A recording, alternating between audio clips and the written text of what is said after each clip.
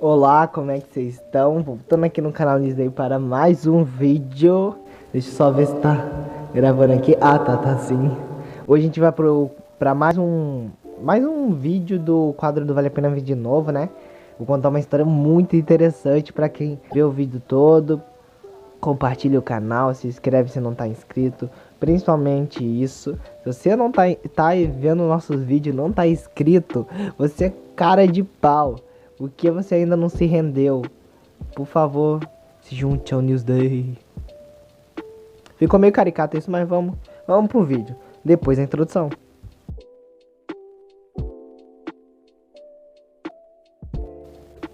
Nos anos 2000, não na época de 2000 a 2010, mas no ano 2000 foi quando o Yu-Gi-Oh! Nasceu. Ele já existia dos jogos de cartas de 1996 e 97, eu acho, se eu não me engano. E lá no Japão ele fazia muito sucesso, fez muito sucesso. Tanto que Yu-Gi-Oh!, Magic e Pokémon são três jogos de cartas que é chamado de card game mais famosos do mundo, mundialmente. Pokémon já tem uma bagagem, né? De jogos e de animações e tal. E o Magic, ele é um jogo bem consistente, um jogo bem famoso, então merece os méritos. E também veio de uma empresa muito grande na época, que era a Wizard, que fez e faz vários jogos de RPG, como World of Warcraft e outros jogos, e até pessoas que trabalharam na Wizard acabaram criando o que a gente chama de League of Legends hoje. Então, o Wizard era uma empresa gigante, ela revolucionou os jogos naquela época dos computadores que não fazia porra nenhuma além de calcular matemática e escrever texto. Então ele revolucionou com esses jogos assim. Já o Yu-Gi-Oh! Não, ele parecia ser uma cópia de Magic, só que diferente. E não tinha muito lugar pra onde ir, que não seja os mesmos lugares que a Pokémon foi, que era dominante. Então ele tinha que arriscar. Ele conseguiu fazer muito sucesso no Japão. Conseguiu, o jogo de cartas se deu. Então todos esses programas assim renderam muito. Existia a Rede Manchete, existia TV Globinho, a Band Kids, que foram um dos programas, foram muito tempo dominantes na audiência. Então já dá pra entender que foi um grande sucesso. Quando veio pro Brasil, já veio com essa bagagem de outros animes como Dragon Ball, Cavaleiro Zodíaco. Então acabou fazendo muito sucesso, agradou muito público. Só que o Brasil tem um problema, né, com o cristianismo, religião principalmente. Onde tem muita gente que é severa, tem muita gente que inventa coisa aqui no Brasil, tem coisas que realmente, se você pegar pra ver, só existe no Brasil. Eu tô falando contra a religião, contra os cristianistas, que igrejas onde tem regras e coisas assim, que só existem no Brasil. Tá na Bíblia, mas porque só o Brasil cumpre coisas do cargo, como mulher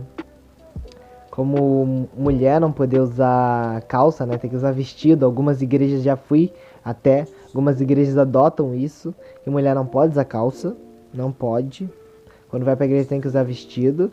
Então, não só isso, várias outras coisinhas. Você que já foi numa igreja, sempre tem aquela coisinha que, tem que fazer isso, senão vai pro inferno. Então, o Brasil é mestre disso. Dessas coisas assim, de regras ridículas que eles impõem. É claro que eles iam inventar mais alguma coisa. No meio disso tudo bombando, acabou surgindo boatos que diziam que as cartas de Yu-Gi-Oh! Envolviam satanismo. Pelo jogo mesmo, o nome dos seus heróis ou dos seus campeões, assim, sei lá, dependendo do jogo que você joga, pra me comparar, é chamado de monstros no Yu-Gi-Oh! E tem os feitiços e as armadilhas, que são os feitiços, que são as mágicas, e as armadilhas, né? Então, usando toda essa analogia, mais o nome dos monstros que não ajudava muito, tipo o Rei Caveira, Mago do Caos das Trevas, ou Dragão Infernal, sei lá. Vários desses tipos de monstros que tinham esses nomes meio macabros ou que envolviam coisas que podiam ser comparar ao satanismo, até os monstros de ritual que para invocar precisa fazer um ritual. Então, é óbvio que não ajudou muito o Yu-Gi-Oh! Nesse caso. Mas aí a religião, as igrejas com poder começaram a inventar isso na mídia, que era coisa do capeta e tal. E aí que a gente envolve um programa na Band. Tinha um programa na Band que era apresentado pelo Gilberto Barros. Quem não conhece, Gilberto Barros já foi meme há muito tempo do Cassinão. Aê, Cassinão! Quem nunca viu esse meme, mas Gilberto Barros ele era tipo um Datena da época. Ele falava sobre as notícias, gordinho, tal. Quem conhece ele vai saber. Eu vou até deixar uma reportagem, uma entrevista, né, de um podcast onde ele participou. Na verdade é um rádio, né, não é um podcast mesmo. Mas aí você vai poder ver tudinho depois. Mas ele tinha um programa chamado Boa Noite Brasil, onde ele falava sobre notícias e tal. Aí o cara vai lá e me abre um dia, ele vai e abre, e a notícia do dia é o quê? A notícia do dia é o quê? Conheço o baralho do diabo chamado Yu-Gi-Oh! Até deixar a imagem aí na tela. Mas que foi que abriu o programa do Boa Noite Brasil. E lá nesse programa, Gilberto Barros, com todas as letras, falava que o Yu-Gi-Oh! Era do capeta, bababá. E essa guerra começou por aí. Falando sobre isso, sobre que as mães tinham que impedir que seus filhos mexessem nisso. Deu exemplos, assim, como eu falei, o nome dos monstros não ajudava muito, as coisas não ajudavam muito, os monstros de ritual, por exemplo. Então, acabou que gerou tipo, muitas velhas assistiam o programa, então gerou uma controvérsia no Brasil inteiro. Pessoas que falaram, não tem nada a ver, mas teve muitas pessoas que são burras, né? Porque o Brasil, pelo menos eu acho que hoje em dia as pessoas são mais inteligentes, entre aspas. Mas antigamente as pessoas acreditavam em qualquer coisa que passava na TV, gente. Teve gente que acreditou num caso que eu posso falar em outro vídeo, de um lobisomem que foi um cara que dizia ser lobisomem, foi no programa do Gugu lá. Cara, a maior farsa possível. E todo mundo acreditou, né, na época. Então, não me admira o brasileiro ser meio burro. Mas todo mundo acreditou, as velhas acreditaram fielmente. Gilberto Barros, seu rei lindo. Agora vamos atacar todas as criancinhas.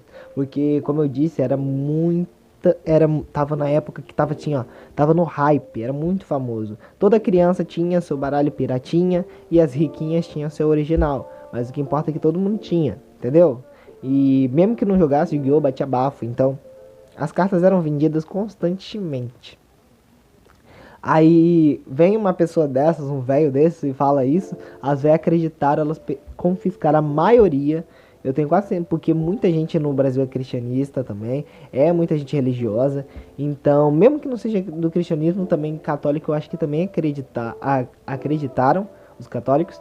Então, confiscaram de todos, de tudo, e virou uma briga generalizada. Teve mães fazendo protestos em frente a locais em lojas para que as cartas sejam banidas, ou para a prefeitura, para que as cartas, ou para a república, para lugares como a Câmara, para que as cartas sejam proibidas no Brasil. Então rolou muita coisa, não foi qualquer coisa. Mas de uma mentirinha se leva a outra mentirinha. Muitas pessoas começaram também a duvidar do Gilberto Barros, e isso botava em prova a integridade dele. Ele tá inventando uma coisa dessas, porque a cada programa ele foi aumentando. Então, tipo, aí no próximo programa ele começou a incluir a máfia japonesa, falando que a máfia tinha envolvimento com essas cartas, com o tráfico dessas cartas, para eles que lucravam, nada a ver. E quando a integridade dele foi aposta, já que não tinham provas que as cartas eram do capeta e tal, do mesmo jeito do mesmo jeito que as cartas foram massacradas, ele começou a massacrar o RPG e os animes também. Então, no próximo dia, ele veio com um filme do Dragon Ball Z. E nesse filme, que se eu não me engano aquele lá da árvore do poder, que enfrenta o irmão dele e tal, o Goku. Nesse filme o Thales, que é o vilão, ele transforma o Gohan em macaco, só pra contextualizar, tá? Pra vocês entenderem. Quando ele transforma em macaco, o Thales só fala que agora o filho irá esmagar o próprio pai e tal. E aí o Gilberto Barros usou isso, que estava, eu acho que na capa do filme também, pra pra degeneralizar todos os animes, incluindo o Yu-Gi-Oh! E ainda o RPG, falando. E ele diz. Ele. Não, a ignorância foi tanta que ele botou o Dragon Ball do negócio do. No Dragon Ball do negócio do próprio pai aí. Como se fosse Yu-Gi-Oh! Então ele botou lá o Dragon Ball como se fosse Yu-Gi-Oh! Falando que, ó, o que o Yu-Gi-Oh! Faz, o que essas cartinhas faz. Sendo que era outro anime, era outra história, ele botou como se fosse junto, cara. E as velhas acreditaram, obviamente. Aí a desculpa dele agora foi que essas cartas estavam. Que esse anime, essas cartas, essas coisas, esses desenhos, estavam influenciando as crianças a matar o próprio pai. Então. Eu não sei o que eu falo depois disso, porque é obviamente ridículo, mas naquela época todo mundo acreditava, as velhas acreditavam tudo no que o Gilberto Barros falava. E obviamente isso daí deu uma grande queda, principalmente porque o Dragon Ball passava na Band na época. Então eu não sei como é que a Band deixou, mas os animes deram uma grande queda, sabe? As cartas foram proibidas, não é à toa que pra quem joga hoje tá sofrido jogar no Brasil. Pra quem conhece o Yu-Gi-Oh! Hoje, tipo, tudo é caro, a maioria dos produtos não vem pro Brasil. Por quê? Porque o Brasil não deu a devida atenção quando era pra dar, que era nos anos. Eles não deram a devida atenção, não ganhou o carinho da Konami, que é a dona do Yu-Gi-Oh! E hoje em dia, quem gosta de Yu-Gi-Oh! Só se fode se for brasileiro. Por causa dessas velhas aí que jogaram no fogo a cartinha de quase todo mundo. Eu acho que quase todo mundo passou por isso. A maioria do público aqui não vê, não passou, porque eu acho que a maioria tem 14 anos pra baixo. Então não passaram pela época, que era de 2000 a 2004, 2005. Foi a época dessa febre. Que foi falar que Yu-Gi-Oh! Era a cartinha do demônio e jogar fora tudo quanto é lugar que via. Os professores, os diretores não deixavam você andar com uma cartinha do Yu-Gi-Oh! Olha pra você ver como é que era a situação. Mas graças a Deus daí se esfriou, o Yu-Gi-Oh! Continuou só crescendo, porque ele não sobrevivia só do Brasil, né? E outros países também deram muito certo, então, como os Estados Unidos, então ele só cresceu. E por causa disso a gente não tem a devida atenção. Incluindo os animes continuaram bombando, sim, mas com muita parede. Muita parede. Muita mãe que não deixava a criança assistir. Aí o que? Aí eles tinham que censurar, ficava horroroso. A maioria das censuras dos animes foi por culpa disso. Foi por essa questão mais que... Dessa questão mais... de mentiras espalhadas no Brasil, mais religiosa também, aonde tipo Cavaleiro do Zodíaco era do demônio porque falava de outros deuses, então não falava de Jesus e do Satanás, falava de deuses gregos, então era do demônio. Aí a mãe não deixava ver. O que eles fazem? Daí quando a mãe deixava ver, tinha sangue, tinha as coisas todas, e falava, você não vai ver isso. E, então, o único jeito de deixar essa porcentagem que deixava ver, pelo menos, era censurando, tirando essas coisas que nem essas mães aí que deixavam ver aceitavam. Então, foi duro. Todos os animes passando por isso, até que as pessoas cansaram, não quiseram mais assistir. E por causa dessa... não que esse seja o motivo principal, mas por causa dessa mentira aí, que envolveu todos os animes depois, não só Yu-Gi-Oh!, o anime perdeu uma força gigante aqui no Brasil. Mas tanto que ele saiu da TV aberta pra sempre, né? Todas as TV, SBT, Globo, Band, não achava mais valoroso passar animes. Não achavam que dava mais dinheiro. Só prejudicava a imagem deles e perdiam dinheiro. Então eles resolveram tirar. Todos os animes foram tirados. Até 2007, 2010 não tinha mais nenhum anime na TV aberta. No máximo, e na TV a cabo, no máximo um ou dois. Então, que eram os mais famosos, Dragon Ball e Pokémon. Então Era isso, é assim que a TV sobreviveu. Graças a Deus, hoje em dia a gente tá muito melhor, a gente tem animes passando diariamente na TV, então, e a gente conseguiu, tanto que, que em pesquisas mostram que o Brasil é um dos países mais famosos, mais populosos, assim, de animes, então é o que mais consome animes, além do Japão, dos Estados Unidos, que são os outros países. Então, a gente deu tudo certo, conseguimos sobreviver. E o Gilberto Barros, há 3 anos atrás, ele estava na rádio. Eu vou deixar aqui no cardzinho um trecho dele falando da época. O que passou na cabeça dele, porque ele disse que se arrependeu. Então, olha aqui no cardzinho, você vai entender tudinho. É 2 minutinhos, você vai já ver o que ele achou e tal. Só resumindo, ele só se arrependeu porque ele disse que quando chegou em casa, os filhos dele comeram ele na fala, porque falando que nada a ver, pai, não sei o que, bababá. Então, e disseram, e ele mesmo disse que não que fosse uma fake news, mas que ele acreditou nas pessoas erradas, que as fontes erradas. Então, ele não fez fake news, mas ele passou por uma fake news, porque ele procurou fontes que não tinham muito embasamento e foi lá e fez notícia mesmo assim. Então, ele também estava meio errado. Bem, o que você achou dessa história? Vale a pena ver de novo de historinha mais pra frente? Eu posso fazer outro falando sobre outros casos ridículos que tiveram aqui na TV.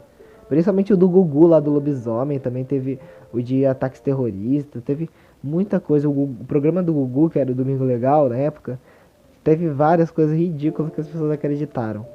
Então, é isso, eu vou ficando por aqui. Se junta ao grupo do Discord, por favor, pra gente formar 50 membros e criar um eventozinho lá no Discord. E muito obrigado pelos 200 inscritos. Eu vou agradecer melhor no último vídeo desse mês. Mas obrigado mesmo assim. E outra coisa, redes sociais aqui no final do vídeo. Acompanha nosso Twitter, nosso Facebook. E é isso. Até o próximo vídeo e tchau.